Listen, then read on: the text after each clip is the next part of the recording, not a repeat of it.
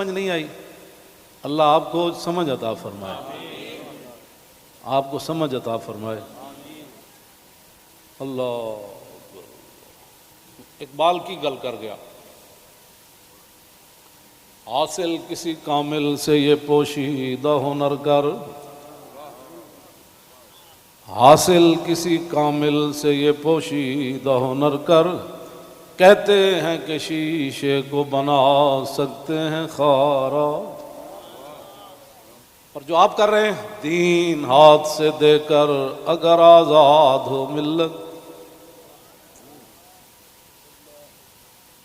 رسول اللہ کی عزت پر بات بن گئی، اور پھر قبر کے اندر رسول اللہ نے پوچھ لیا، ہاں جی وہ آئے تھے تو آپ بجائے اس کے ان کے ساتھ کھڑے ہوتے، آپ ان کو مارتے رہے، آپ ان کے خلاف پرچے کاٹتے رہے۔ اس طرح نہ کریں، آپ کی بڑی مہربانی ہے، ہم سے بڑا کوئی محب وطن کوئی نہیں،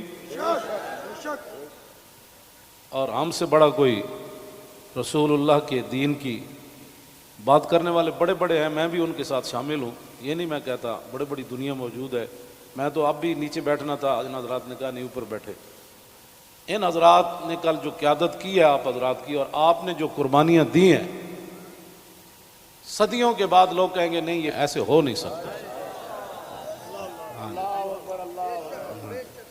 نہیں ہو سکتا، ایسے ہو سکتا ہے۔ میڈیا والے ہمارے اپنے بچے ہیں، ان کو بھی ہم کہتے ہیں کہ قیامت والے دن حصل ما فی الصدور بھی ہوگا۔